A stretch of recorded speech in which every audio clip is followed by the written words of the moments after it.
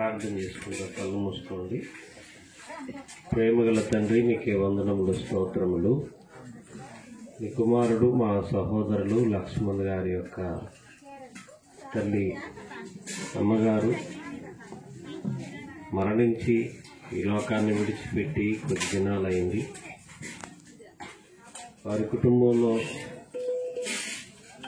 దేవా తల్లిని పోగొట్టుకుని వారు బాధ మనసులో ఉన్న మరి కూడిక జరిగిస్తూ ఉన్నారు. ఈ కూడిక ఆదరణ కూడిక దేవా, మరి కుటుంబాన్ని ఆదరించడానికి, వారి బంధువులను ఆదరించడానికి ఈ కార్యక్రమానికి విచ్చేసిన ప్రతి ఒక్కరిని మీ వాక్యం చేత ఆదరించడానికి ఏర్పాటు చేసినటువంటి ఒక కూడికలో మీ మంచి మాటలు మాకు అందించి మా హృదయాలు నింపుతారని ప్రార్థిస్తూ ఉంటున్నాం. ఇప్పటి వరకు కార్యక్రమాన్ని చక్కగా మీరు జరిగించారు మీ పిల్లల ద్వారా. దేవా, ఈ సమయంలో ముఖ్య సందేశంలోకి వెళ్తున్నాం. విలువైన మాటలు, ఆదరణతో కూడిన మాటలు మా అందరితో మీరు మాట్లాడమని యేసు ద్వారా అడుగుతున్నాము తండ్రి. ఆమేన్. అందరికీ ప్రభువైన యేసుక్రీస్తు నామములో వందనాలు, శుభాలు తెలియజేసుకుంటున్నాను. ఈ యొక్క కుటుంబానికి దేవుడు ఆదరణ కలిగించాలని మనస్ఫూర్తిగా కోరుకుంటున్నాను.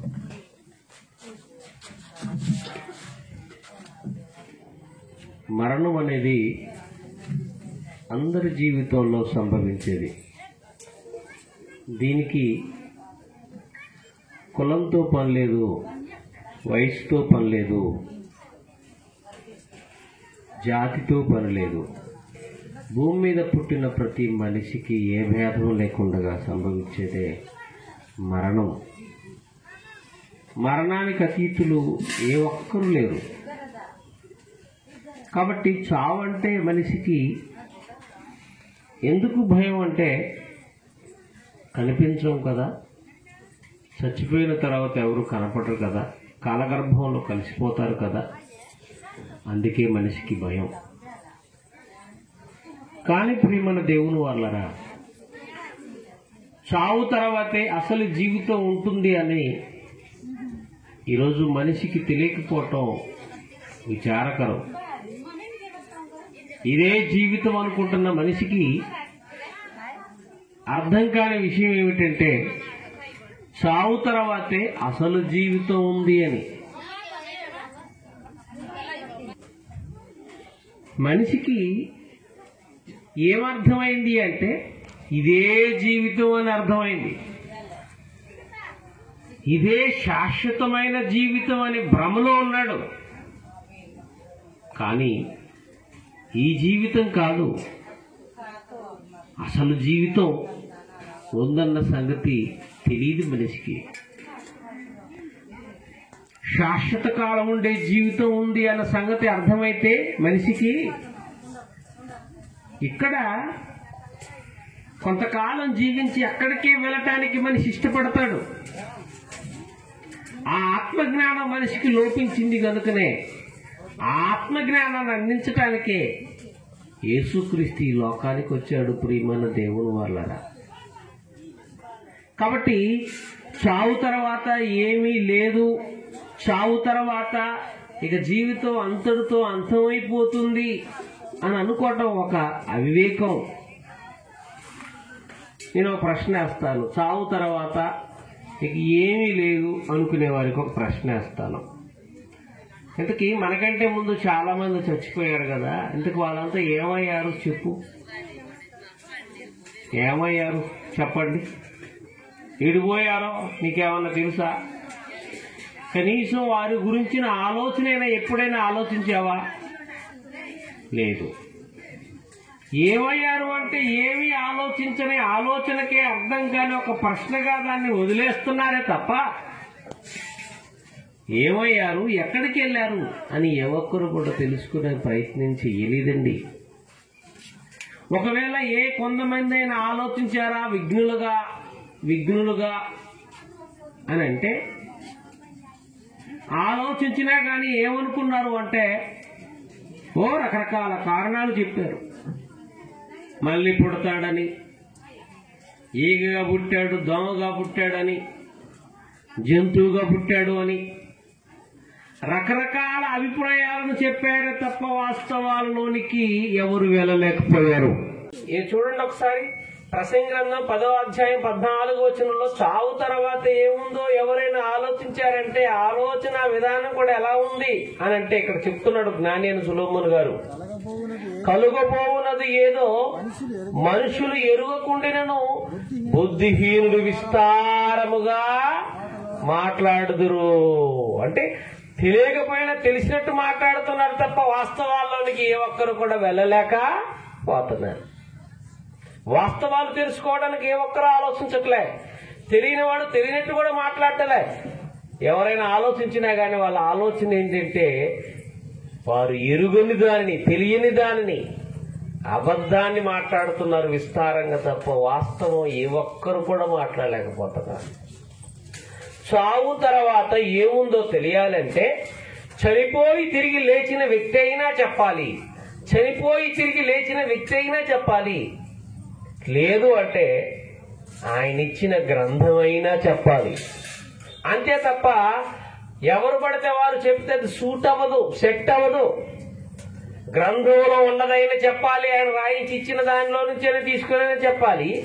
చనిపోయి తిరిగి లేచిన వ్యక్తి అయినా చెప్పాలి చావు తర్వాత ఏముందో అన్నది. కానీ మనిషికి అంతగా ఆలోచించే జ్ఞానం ఎక్కడుంది చెప్పండి? చనిపోయిన రోజున ఏడ్చేస్తూ ఉంటారు. బాధ కదండి. ఒక వ్యక్తి దూరం అయ్యాడంటే బాధ ఉంటది కదండి, అదంతా వెళ్ళగక్కేస్తాం. కానీ చావు తర్వాతే అసలు జీవితం ప్రారంభమవుతుందన్న సంగతి మనిషికి తెలియదు. ప్రియమన్న దేవుని వాట. ఇక చనిపోయిన తర్వాత, ఒక వ్యక్తి చనిపోయిన తర్వాత 11వ రోజు 9వ రోజు ఇలాంటి కూడికలు ఏర్పాటు చేసి ఆ కూడికలకు జ్ఞాపకార్థ కూడిక అని పేరు పెట్టి ఆ రోజు ఆ చనిపోయిన వ్యక్తి యొక్క జ్ఞాపకాలను ఒక్కొక్కరు మాట్లాడగా మనం వింటుంటాం.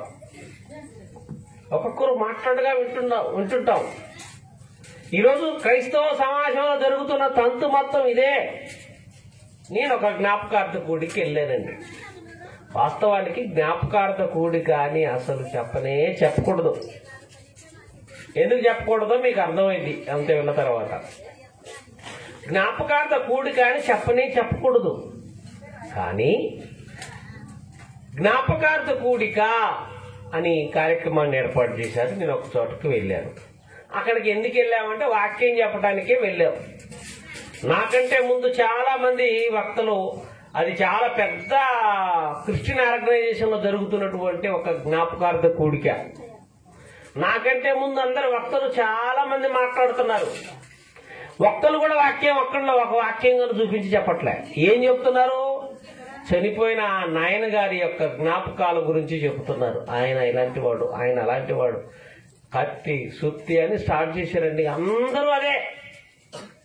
ఇప్పుడు నేను బైబిల్లో ఒక వాక్యం చదువుకుందామని నేను లేఖనం తీశాను ఆ కూడికలో. అప్పుడు ఆ లీడ్ చేస్తాడుగా, ఇప్పుడు సురేష్ గారు లీడింగ్ చేశారు కదా, అలాగే లీడింగ్ చేస్తున్నటువంటి ఆయన అంటున్నాడు, ఈ కూడికలో వాక్యం చెప్పకూడదండి, కేవలం జ్ఞాపకార్థ కూడిక, ఇది ఆయన గురించి చెప్పాలండి అన్నాడు. ఆయన గురించి మాత్రమే చెప్పాలన్నాడు. మరి నాకేం తెలియదు, అసలు ఆయన చూడని కూడా చూడలే నేను. నన్ను వాక్యం చెప్తూ రమ్మంటే ఒకరు పిలిస్తే వచ్చా నేను. ఇప్పుడు నేనేం చేయాలి? అసలు ఇక్కడ వాక్యం చెప్పటం ఇది సరి అయిన సమయమే కాదు అన్నాడు. అప్పుడు నేనన్నాను వాక్యం చూపించి, ఇదే సరి అయిన సమయం అని నేనన్నాను వాక్యం చెప్పడానికి. ఎందుకంటే మామూలుగా మనిషి ఆనందంగా ఉన్నప్పుడు వాక్యం వింటాడండి? మీరు చెప్పండి. వాక్యం బాగా ఆనందంగా ఉన్నటువంటి పెళ్లి ఎవడన్నా వాక్యం ఉంటాడండి? అస్సలు వినరండి. ఎందుకు వినరు? పెళ్లిలో వాళ్ళ బట్టలు వీళ్ళు చూసుకుని, వీళ్ళ బట్టలు వాళ్ళని చూసుకుని, అమ్మాయి ఎలా ఉందో చూడ, అబ్బాయి ఎలా ఉందో చూడ, ఈ హడావుడే ఎక్కువ ఉంటది. పెళ్లిలో సరిగ్గా వాక్యం వినరండి. మరి ఎక్కడ వింటారు వాక్యం?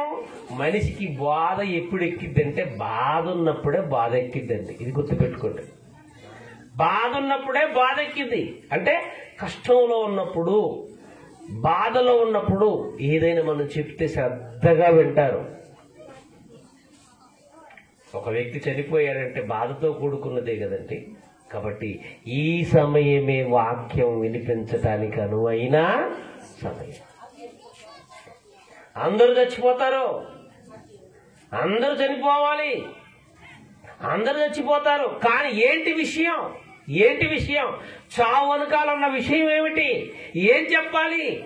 చావు తర్వాత ఏముందో ఎలా చెప్పాలి? ఏం చెప్పాలి సమాజానికి? దీని ద్వారా స్వార్థ ప్రకటించాలి సమాజానికి. కుటుంబాన్ని ఆదరించే మాటలు చెబుతూ వచ్చిన వారందరికీ స్వార్థను ప్రకటించాలి. ఈ జ్ఞాపకార్థ కూడిక స్వార్థ కూడికగా, ఆదరణ కూడికగా జరిగించుకోగలగాలి.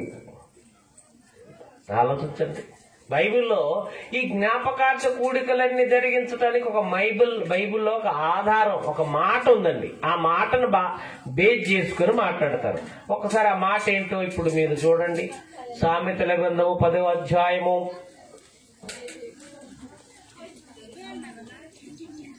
7వ వచనం చదువుకుందాం. సామెతల గ్రంథం 10వ అధ్యాయము 7వ వచనము. నీతిమంతుని జ్ఞాపకము చేసుకొనుట ఆశీర్వాదం. నీతిమంతుని జ్ఞాపకం చేసుకొనుట ఆశీర్వాదం. ఇప్పుడు అందరం మనం జ్ఞాపకం చేసుకుందాం. వరుసగా అందరం జ్ఞాపకం చేసుకుందాం. నీతిమంతుని జ్ఞాపకం చేసుకోవటం ఆశీర్వాదం అని ఇప్పుడు అందరు జ్ఞాపకం చేసుకుంటే సరికల్లా ఈ చివరి నుంచి ఆ చివరికి అందరు జ్ఞాపకం చేసుకుంటున్న సరికల్లా ఆ చివరికి వచ్చేసరికి ఎనకున్న జ్ఞాపకాలన్నీ పోతాయి. మీకు అర్థమైందా? ఈయన చెప్పేసరికల్లా ఆ చివరికి వెళ్ళిపోయేసరికల్లా అందరు చెప్పాలి కదండి. మరి అందరు చెప్పేసరికల్లా అసలు జ్ఞాపకాలన్నీ పోతాయి. ఎంతసేపు చెప్తారు అని మనసులు కుళ్ళుకునే వాళ్ళు కూడా ఉంటారు. కాబట్టి నీతిమంతుని జ్ఞాపకం చేసుకొనుట అన్న వాక్యాన్ని ఏమైనా ఆధారం చేసుకున్నారంటే, ఓహో మనందరం నీతిమంతులమే, మనంతా నీతిమంతులమే. కాబట్టి ఇప్పుడు మనం చనిపోయిన వ్యక్తి నీతిమంతుడు కనుక ఇప్పుడు మనం ఏం చేయాలన్నమాట? ఆయన్ని జ్ఞాపకం చేసుకోవాలి అని అనుకున్నారంతా. కానీ బైబిల్ చెబుతుంది రోమపత్రిక 3వ అధ్యాయం 23వ వచనంలో, రోమిలకు రాసిన పత్రిక 3వ అధ్యాయం 23వ వచనంలో బైబిల్ చెబుతుంది, నీతిమంతుడు లేడు, ఒక్కడు లేడు. ఇప్పుడు నీతిమంతుని జ్ఞాపకం చేసుకున్నట్టు ఆశీర్వాదం అని దేవుడు అన్నాడుగా.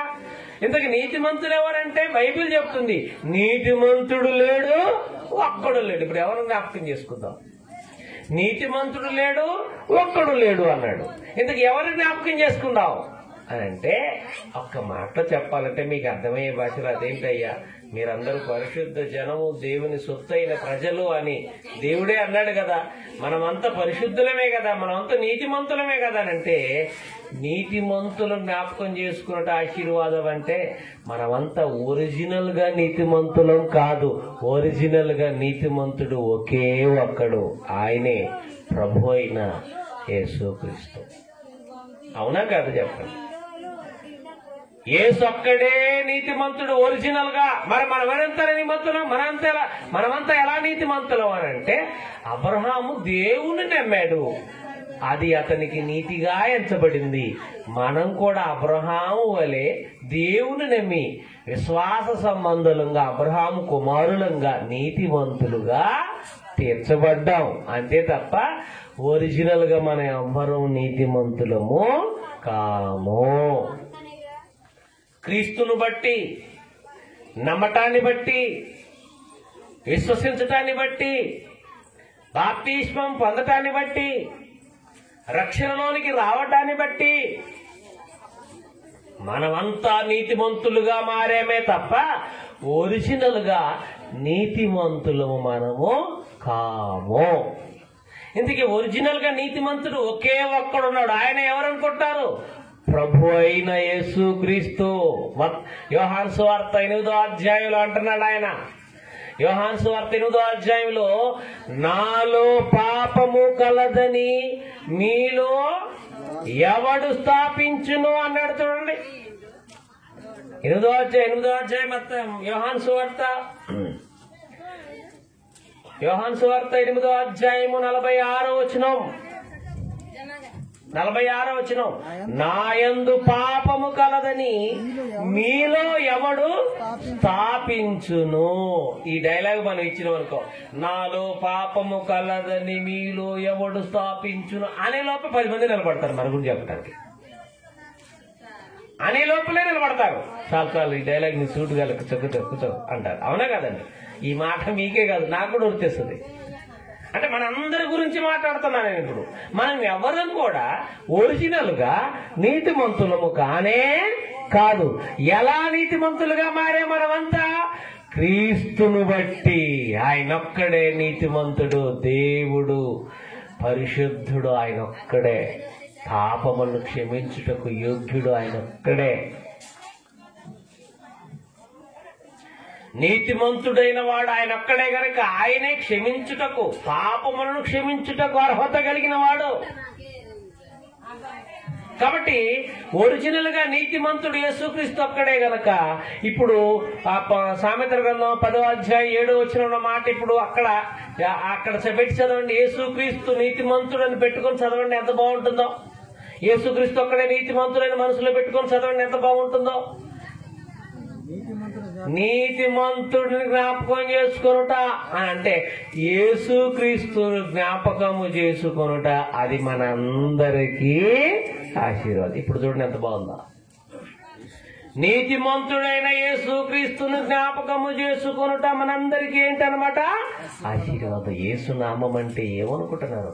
మధుర నామం, ముల్లోకాలలో గొప్పదైన నామం, పరిశుద్ధ నామం, ఉన్నతమైన నామం. ఆ నీతిమంతుడిని జ్ఞాపకం చేసుకోవటం అది మనందరికీ ఆశీర్వాదం అన్నాడు. పోనీ లోక సంబంధమైన మనుషులను జ్ఞాపకం చేసుకుందాం. కాసేపు యేసుక్రీస్తు నీతిమంతుడు, ఆయనే జ్ఞాపకం చేసుకోవాలని అంటున్నారు. కాదు కాదు తప్పు అనేవారికి కాసేపు వారి వర్షంలోనే, ఈ కాసేపు ఇది పక్కన పెట్టి వాళ్ళ వర్షంలోనికి వెళ్ళి మాట్లాడుకుందాం. నీతిమంతుని జ్ఞాపకం చేసుకున్నాడు అంటే ఒక వ్యక్తి దేవుణ్ణి నమ్ముకున్నాడు, ఆయన జ్ఞాపకం చేసుకుంటే ఆశీర్వాదం అని అనుకుందాం. ఇప్పుడు ఆయన వల్ల మనకు ఒరిగేదేముంది? ఆయన వల్ల ఒరిగేదేముంది? ఆయన రక్తం వల్ల మనకేమన్నా ఒరుగుతుందా? క్రీస్తు రక్తం కార్చాడు గనక మన పాపాలు గడుగు వేసుకున్నాం. క్రీస్తు జీవితాన్ని చూస్తుంటే మనకి ప్రేరణ కలుగుతుంది. క్రీస్తు జీవితం అంతా మనందరికీ మాదిరిగా ఉంది. క్రీస్తే మనందరికీ కూడా రక్షకుడై ఉన్నాడు. ఆయన మనందరికీ సరిపోయిన వాడు. మరి ఎవ్వరు మనకి సరిపోయిన వారు కారు పురిపన దేవుని వాళ్ళరా. అందుకనే హెబ్రీయులకు రాసిన పత్రికలో మీరు చూస్తుంటే మంచి మాట ఉంటుంది చూడండి. హెబ్రీయులకు రాసిన పత్రికలో, హెబ్రీయులకు రాసిన పత్రిక 5వ అధ్యాయము, హెబ్రీయులకు రాసిన పత్రిక 5వ అధ్యాయము 4వ అధ్యాయము 5వ అధ్యాయం 7వ వచనం చదవండి.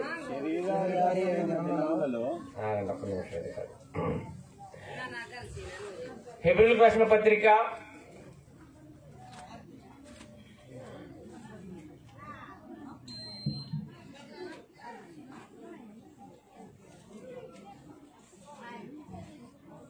4వ అధ్యాయం 14వ వచనం.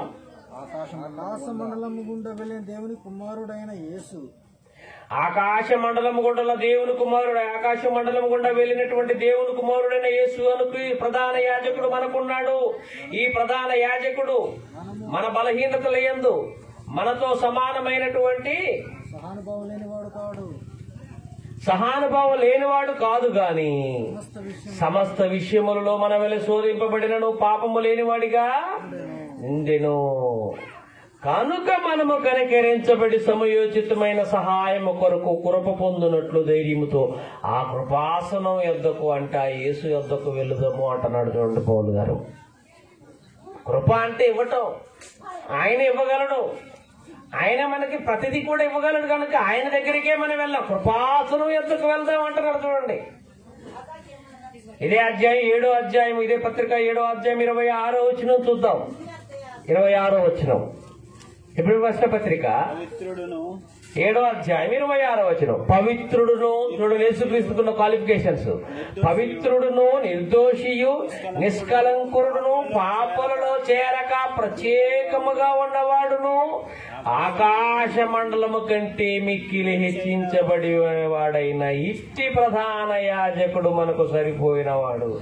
ఇట్టి ప్రధాన యాజకుడు మనకు సరిపోయినవాడు. ఇట్టి ప్రధాన యాజకుడు మనకు సరిపోయినవాడు అంటున్నాడు. చూడండి పౌలు గారు, ఎవరు మన అందరికి సూటబుల్ పర్సన్, మనం రక్షించగలగటానికి, మన దోషాన్ని తీసివేయటానికి, పరలోకాన్ని నడిపించడానికి ఎవరు మనకు సూటబుల్ పర్సన్ అంటే one and only Jesus Christ మాత్రమే. కాబట్టి ఆ కృపాసనం యొద్దకు మనం అందరం వెళ్ళాలి, ఆ యేసుక్రీస్తు యొద్దకు వెళ్ళాలి, ఆయన జ్ఞాపకం చేసుకోవాలి, ఆయన యొద్ద మన పాపాలు ఒప్పుకొని ఆయన యొద్ద పరిశుద్ధులుగా ఆయన ద్వారా మనం మార్చబడాలి. అంటే యేసుక్రీస్తు వల్ల మనకి మేలుంది తప్ప కీడు ఏమాత్రం లేదండి. ఏ మనిషిని జ్ఞాపకం చేసుకున్నా ఏముంది చెప్పండి? ఏ మనుషుని జ్ఞాపకం చేసుకున్నా ఏముంది చెప్పండి? దానివల్ల మనకు ఒరిగేదేముంది? ప్రయోజనం ఏముంది? ఒక యేసుని జ్ఞాపకం చేసుకుంటే. ఆలోచించండి. ఈరోజు మెమోరియల్ సర్వీసుల పేరిట లక్షల రూపాయలు ఖర్చు పెట్టి దేవుణ్ణి జ్ఞాపకం చేయక ప్రతి విషయంలో యేసును ముందు పెట్టాలి, ప్రతి విషయంలో యేసును చూపించాలి, ప్రతి విషయంలో పరిశుద్ధులైన యేసుక్రీస్తును చూపించాలి. ఆయనే లోక రక్షకుడు, ఆయనే మన అందరికీ రక్షకుడు, కాపరి, ప్రధాన కాపరి. ఆయనను గురించి పక్కన పెట్టేసి మనం ఏం చేయాలనుకున్నా దానివల్ల ఏ ప్రయోజనం ఉండదు ప్రియమైన దేవుని పిల్లలు.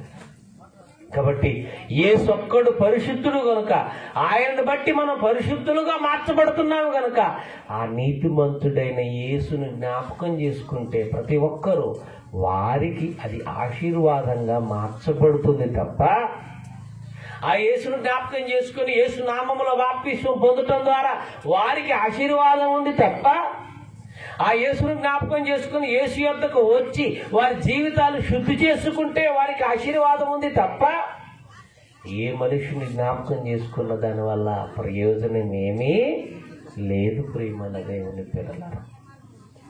ఆలోచించండి. కాబట్టి నీతిమంతుని జ్ఞాపకం చేసుకున్నట్టు ఆశీర్వాదం అనగానే ఒక యేసుక్రీస్తు మాత్రమే మనకు కనపడుతున్నాడు.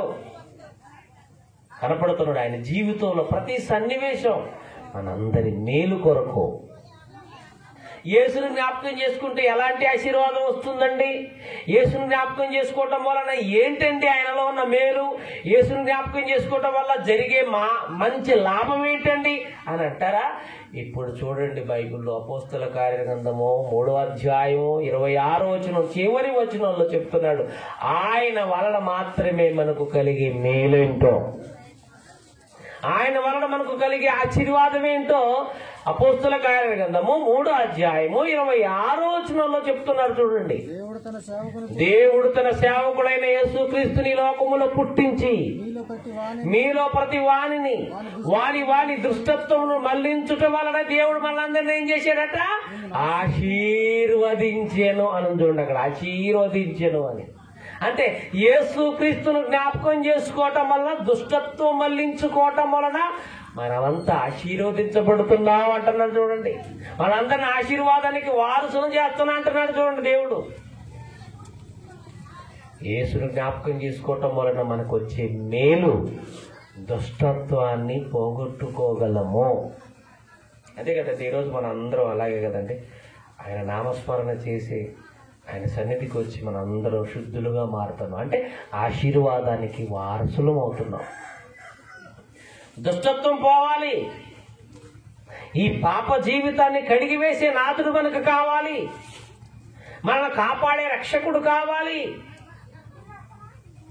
ఒక బస్సు యాక్సిడెంట్ అయిందనుకోండి, అందరూ కూడా క్షతగాత్రులుగా పడిపోయి ఉంటారు యాక్సిడెంట్ అవ్వగానే.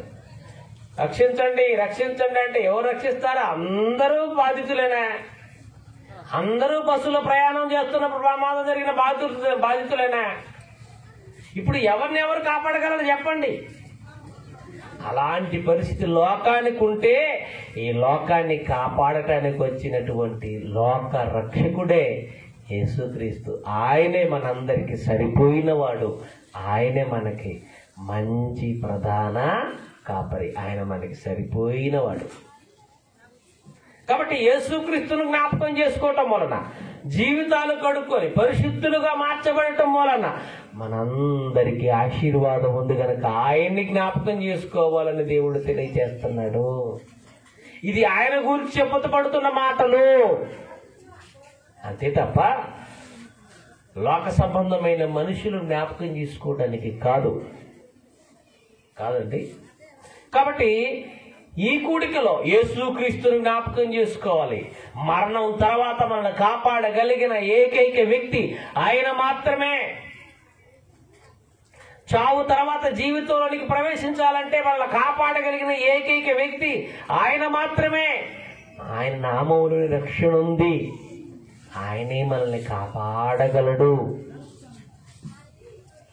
అందుకే ఆయన జ్ఞాపకం చేసుకోమన్నాడు. ఆయన యుద్ధకు రమ్మన్నాడు. ఆయన కృపాసన అధ్యయనం చేరండి అన్నాడు.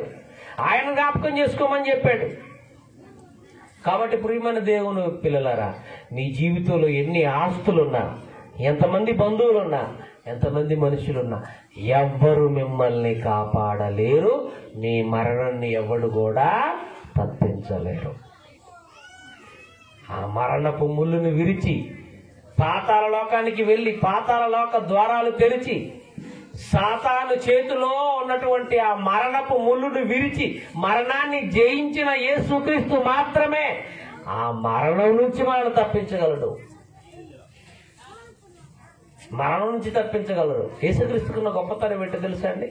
యేసుక్రీస్తుకున్న గొప్పతనం ఏంటో తెలుసా? యేసుక్రీస్తుకు పుట్టినరోజు ఉంది, చనిపోయిన రోజు ఉంది, తిరిగి లేచిన రోజు కూడా ఉంది. అదే ఆయనకున్న గొప్పతనం. పుట్టినరోజు అనేది ప్రపంచం చెప్పుకుంటాం చూసారా? పుట్టినరోజు ఉంది. చనిపోయిన రోజు ఉందా? చనిపోయిన రోజు ఉంది. తిరిగి లేచిన రోజు ఉందా? లేచిన రోజు ఉంది. అందరి సమాధులు చూడండి అలాగే మూత వేయబడి ఉన్నాయి. ఒకే ఒక్క సమాధి తెరవబడి ఉంది. అది ఎవరిది? ప్రభు అయిన యేసుక్రీస్తుది.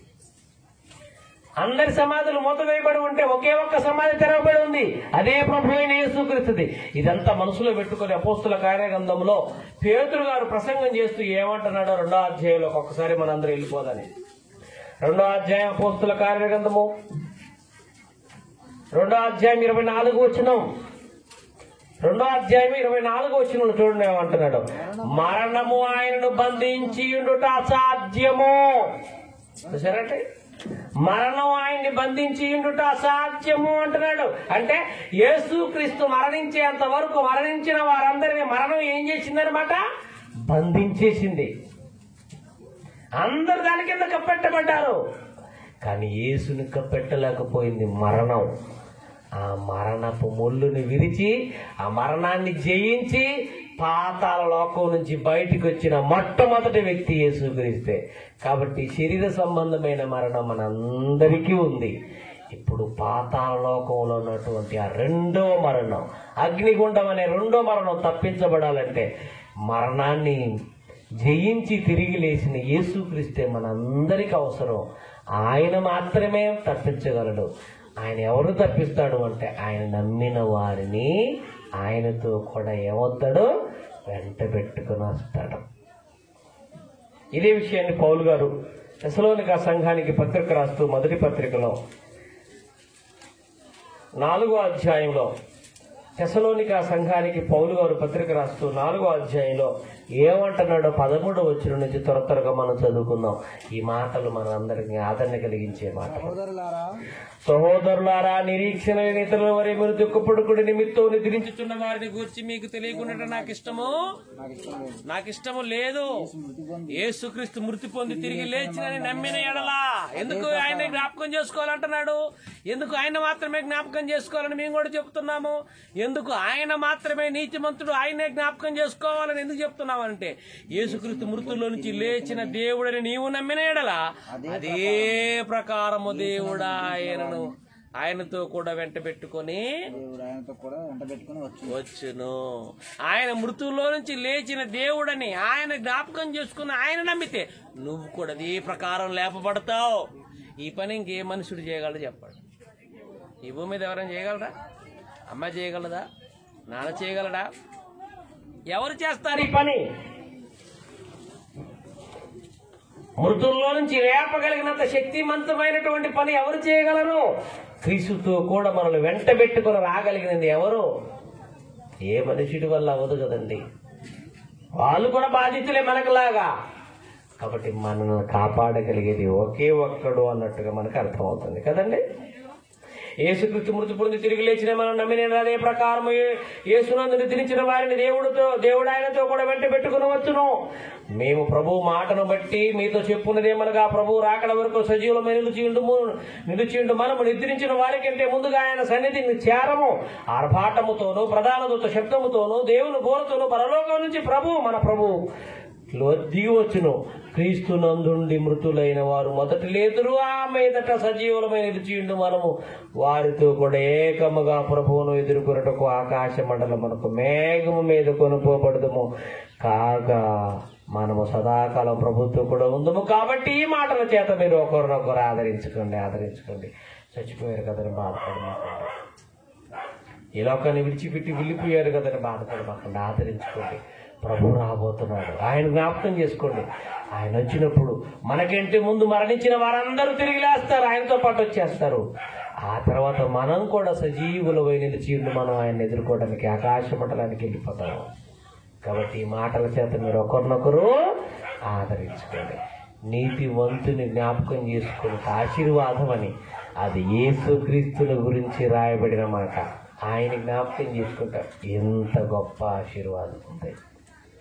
మరణాన్ని జయించేంత గొప్ప ఆశీర్వాదం, పరిశుద్ధులుగా మారి పరలోకం వెళ్ళిపోయేంత గొప్ప ఆశీర్వాదం ఒక యేసులోనే ఉంది.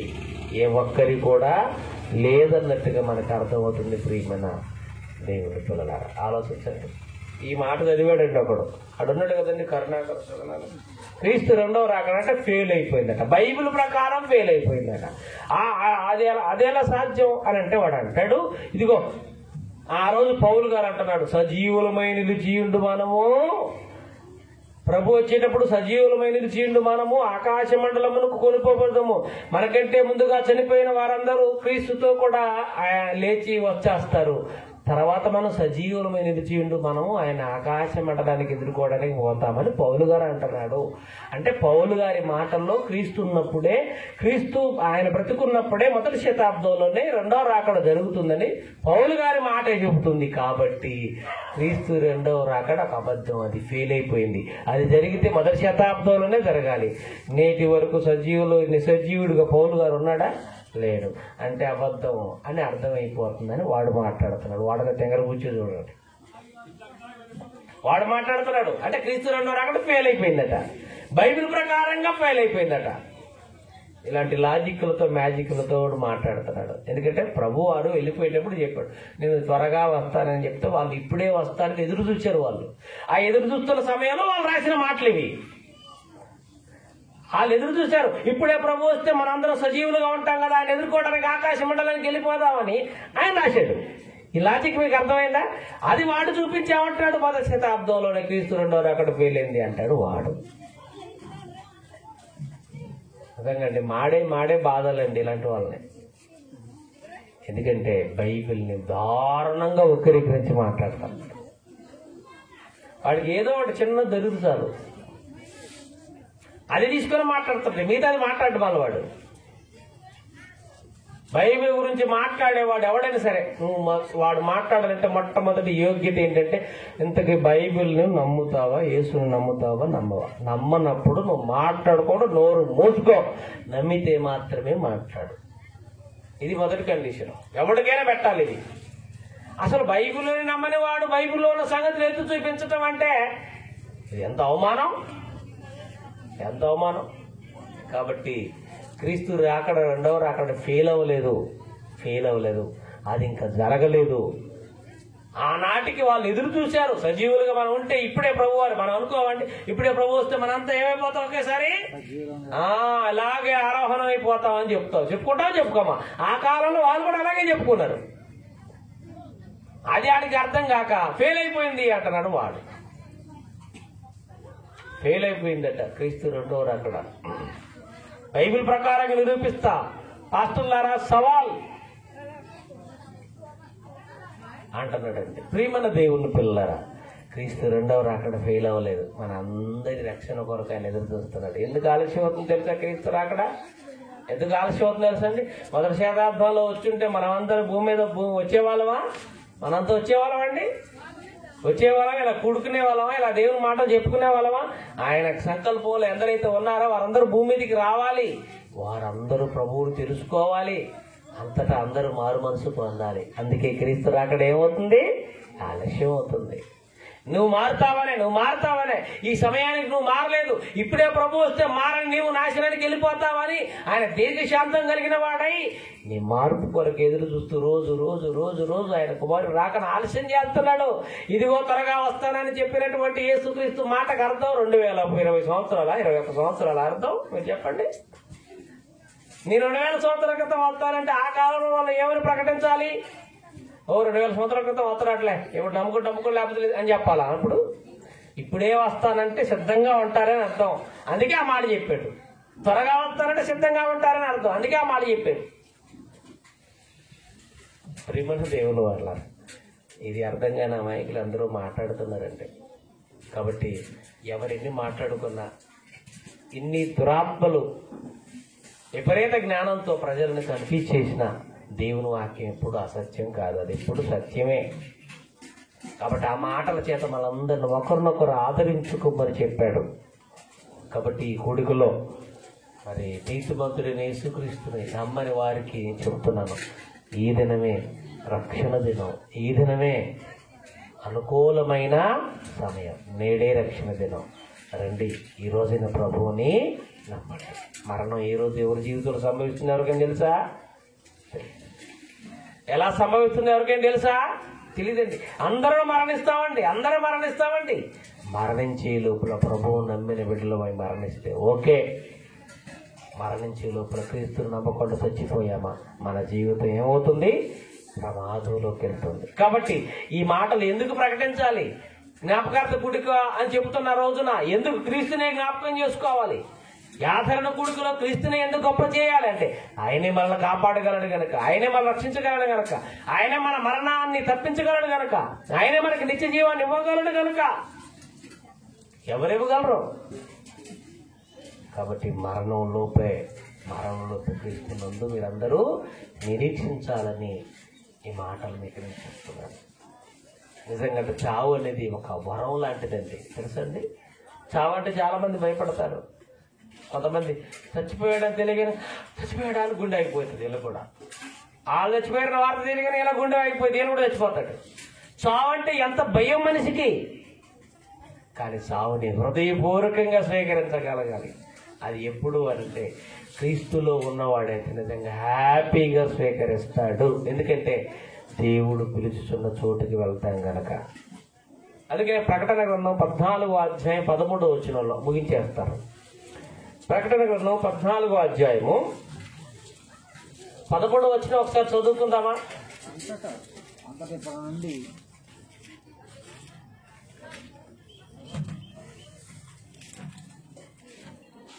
అంతటా ఇప్పటి నుండి ప్రభువునందుండి మృతులైన మృతులు ధన్యులు. ఎవరు ధన్యులట? ప్రభువునందుండి మృతులైన మృతులే ధన్యులు. ప్రభువులు లేకోకుండా చచ్చిపోయారంటే వాళ్ళు ధన్యులు కాదనమాట, వాళ్ళు దురదృష్టవంతులు. ఇక వారిని ఎవ్వరూ కాపాడలేరు. చాలా మంది చెప్తున్నారు లేండి, చచ్చిపోయిన వాళ్ళకు కూడా పాతాళ లోకంలో ప్రైవేట్ క్లాసులు పెడుతున్నారు, అక్కడ కూడా సువార్త ప్రకటిస్తున్నారు, మృతుల కొరకు బాప్తీస కార్యక్రమాలు అక్కడ కూడా జరుగుతున్నాయి అని చెప్తున్నారు.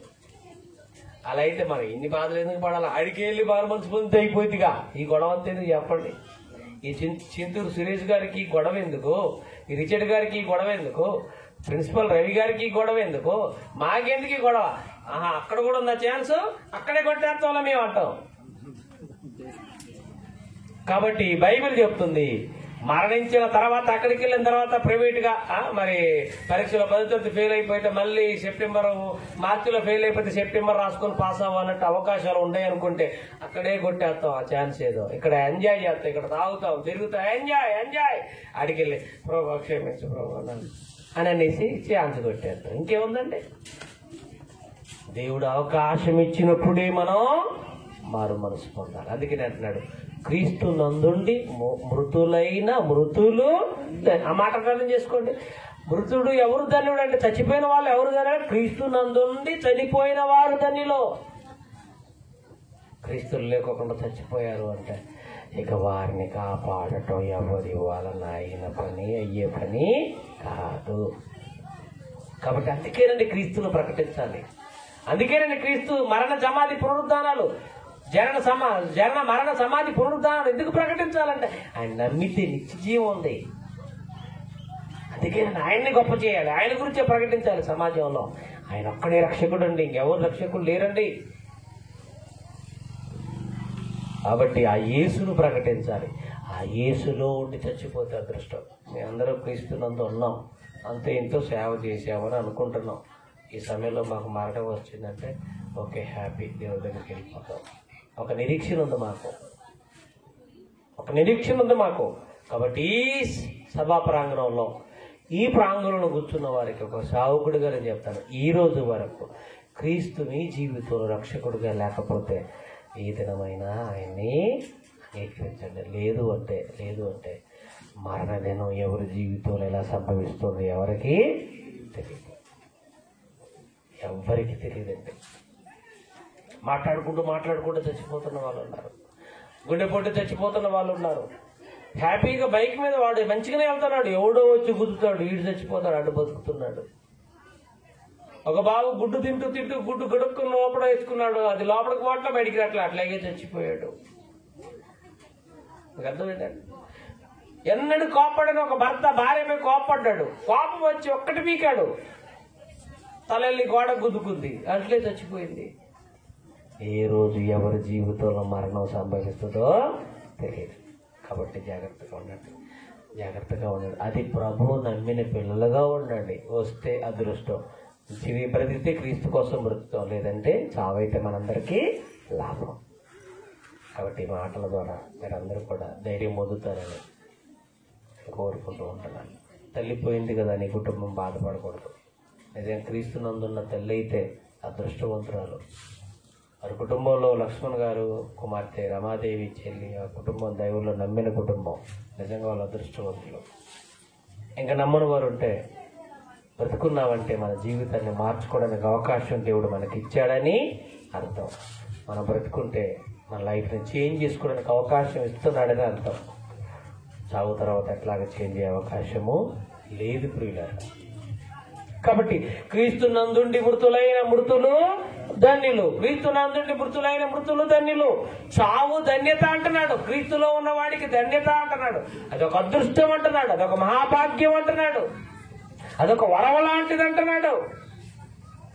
క్రీస్తులో ఉన్నవాడికి చావు ఒక అదృష్టం లాంటిది,